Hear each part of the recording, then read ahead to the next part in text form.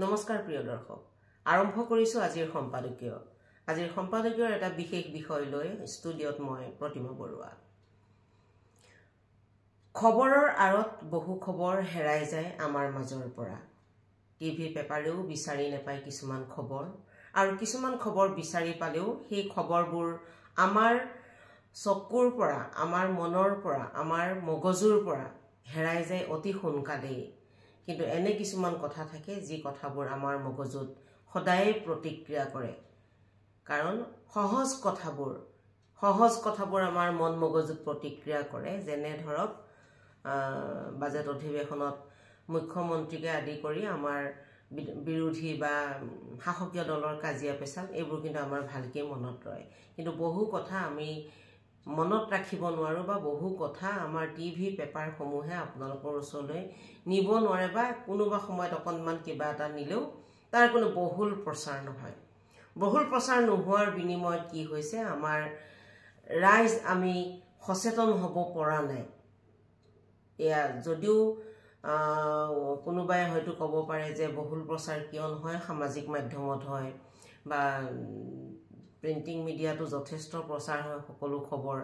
বা ডিজিটেল মিডিয়াত প্ৰচাৰ হয় বা ইলেক্ট্ৰনিক মিডিয়াত প্ৰচাৰ হয় কিন্তু আমি যদি ভালদৰে চালি জাৰি চাওঁ কোনবোৰ কথা বেছিকৈ প্ৰচাৰ হয় যিবোৰ কথা আমাক বেছিকৈ প্ৰচাৰ হ'ব লাগে সেই কথাবোৰ হয়নে যেনে আজি দুদিনমান আগত এটা বিশেষ বিষয় উত্থাপন হৈছিলে যে অসমে বিগত কেইবা বছৰত 9 বছৰত মাত্ৰ বান সাহায্য লাভ কৰিছে 325 কোটি টকা তাৰ বিপৰীতে অসমে কেন্দ্ৰীয় চৰকাৰক বিচাৰিছিল 29,000 কোটি টকা 29,025 কোটি টকা অৰ্থাৎ তাৰ 1% আমাক কেন্দ্ৰীয় চৰকাৰে নিদিলে বা দিয়া নাই আৰু তাৰ কাৰণত কিন্তু আজি সদনত হুলস্থুল তেনেকে হোৱা নাই জাস্ট এটা কোৱেশ্যন কোনোবা এটা বিৰোধী দলৰ সদস্যই হয়তো পুটাপ কৰিছে আৰু মুখ্যমন্ত্ৰীয়ে বা বিভাগীয় মন্ত্ৰীয়ে তাৰ উত্তৰটো দিছে তাতকৈ কিন্তু বেছি একো নাই হিমানতে শেষ হৈ গ'ল সেই কথাখিনি কোনবা 2-1 মিডিয়াই হয়তো প্ৰচাৰ কৰিলে হিমানতে শেষ হৈ গ'ল আসলে এই কথাটোক লৈ এটা জাগৰণৰ দৰকাৰ আছিল ৰাইজৰ মাজত বা বিৰোধীৰ মাজত বা শাসকীয় দলৰ মাজতো শাসকীয় দলৰ সদস্যসকলেও এই ক্ষেত্ৰত মুখ খুলিব লাগিছিল যে কেন্দ্ৰই কিয় এনে ধৰণে আমাক অবহেলা কৰিছে এই যে তাহানিৰে পৰা এষাৰ শব্দ আমি শুনি আহিছো কেন্দ্ৰই অসমক মাহিয়াৰ চকুৰে চাই আসলে সঁচাকৈ মাহিয়াৰ চকুৰে চাই নেকি বাৰু এই কথাটোৱে দেখ প্ৰমাণ হ'ল অথচ ইয়াৰ কিন্তু কোনো বহুল প্ৰচাৰ নহল ইয়াক ৰাইজৰ মাজলৈ বহুলভাৱে আনিব পৰা নগ'ল এই যে টিভি পেপাৰবোৰ আমি পঢ়ো দেখো চাওঁ এই টিভি পেপাৰবোৰেও বাছি বাতৰি কৰে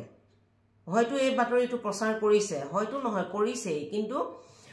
আপুনি যদি ভালদৰে চাই তাৰ বহুল প্ৰচাৰ নাই ৰাইজৰ মাজতো ইয়াক লৈ সজাগতা এটা নাই ৰাইজেও পঢ়িলে শুনিলে টিভি স্ক্ৰীনত দেখিলে তাৰপিছত বিষয়টো তল পৰি গ'ল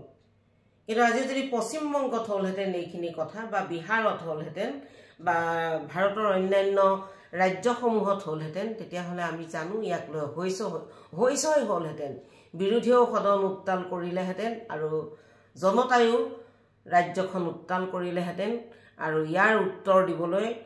ৰাজ্য চৰকাৰ কেন্দ্ৰ চৰকাৰক বাধ্য কৰালেহেঁতেন এই যে আমাৰ ৰাজ্যখনৰ এটা সুৰূপা মনোভাৱ আহিছে এই সুৰূপা মনোভাৱটো আমি দেখিবলৈ পাইছো কেৱল শাসকীয় দলৰ মাজতেই নহয় বিৰোধীখিনিৰ মাজতো আৰু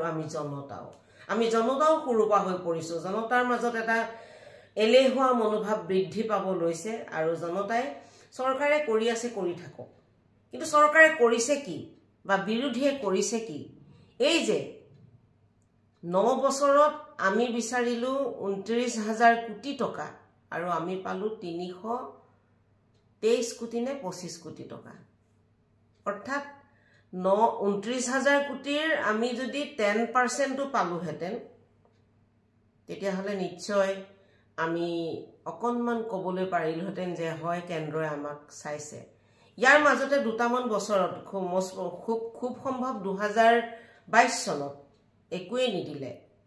2023 তেনেকে এটা নগণ্য এটা এমাউণ্ট দিছে কিন্তু এই কথাবোৰ সদনত উত্থাপন হ'ল ঠিকই কিন্তু সদনত উত্থাপন হোৱাৰ পিছত তাৰ কোনো ৰাইজৰ মাজত প্ৰতিক্ৰিয়া নহল সংবাদ মাধ্যমত বিশেষ প্ৰতিক্ৰিয়া নহল দুই এটা চেনেলে হয়তো অকণমান কিবা এটা বজালে বস ইমানখিনি কিন্তু আজি যদি আপুনি সাধাৰণ এটা বাতৰি কাৰোবাৰ বুৱাৰীক কোনোবাই পিটিলে কাৰোবাৰ ল'ৰাক বুৱাৰীয়ে বেয়া কৰিলে বা কাৰোবাৰ বুৱাৰী কিবা এটা বেয়া কাম কৰিলে বা কাৰোবাৰ জিয়াৰীয়ে বেয়া কাম কৰিলে এইবোৰ কথাৰ কিন্তু বহুল প্ৰচাৰ হয় কিন্তু আমাৰ ৰাজ্যখন কেনেকৈ চলিছে সমাজখন কেনেকৈ চলিছে মোৰ ল'ৰা ছোৱালীৰ ভৱিষ্যত কি হ'ব মোৰ ৰাজ্যখনৰ ভৱিষ্যত কি হ'ব কিমান বানপানীত কিমান ক্ষতিগ্ৰস্ত হ'ল কিমান আমি খাবলৈ নাপাই মানুহ লাখ লাখ মানুহ মৰিছে আজিৰ ভাৰতবৰ্ষত কোটি কোটি জনতা এটা দিনত লঘোণে থাকে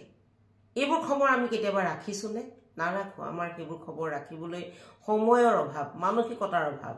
আমাক লাগে সস্তীয়া জনপ্ৰিয়তা আমাক লাগে সস্তীয়া সমাজ এখন এই সস্তীয়া সমাজখনৰ পৰা আমি আঁতৰি আহিব লাগিব প্ৰিয় দৰ্শক যদিহে আমি এনে ধৰণে থাকো আমাৰ প্ৰয়োজনীয় কথাবিলাকত আমি মন নিদিও আজি অসম বিধানসভা উত্তাল হৈ আছে বাজেট প্ৰচাৰ বাজেট সম্পৰ্কে আলোচনা হ'ব লাগে আলোচনা হৈছে কোনে কাক মাৰিছে কোনে কাক মাৰিব কোনে কি অত্যাচাৰ কৰিব কোনে কাক বেয়া কথা মুঠতে ভাওনা চলিছে অসমত আৰু সেই ভাওনা চাই আমি সকলোৱে তৃপ্তিৰ হাঁহি মাৰিছো আমাৰ ৰাজ্যখন ইমান ধুনীয়া বাহিৰৰ ৰাইজে আমাক কেনে ধৰণে হাঁহিব আমাক কেনে ধৰণে নিন্দা কৰিব এই যে আমাৰ বিধানসভাৰ মজিয়াত যিবোৰ ঘটনা সংঘটিত হৈ আছে এয়া যদি বাহিৰৰ ৰাজ্যই দেখা পাবই দেখা নেপাব বুলি নেভাবিব আৰু তাৰ পিছত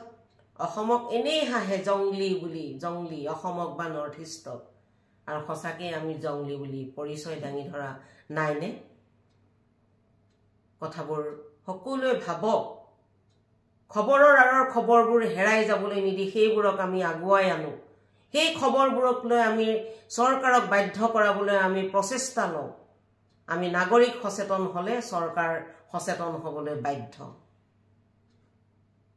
আজিৰ সম্পাদকীয় ইমানতে সামৰিছো পুনৰ আন এটা বিষয় লৈ আকৌ লগ পাম আপোনালোকক নমস্কাৰ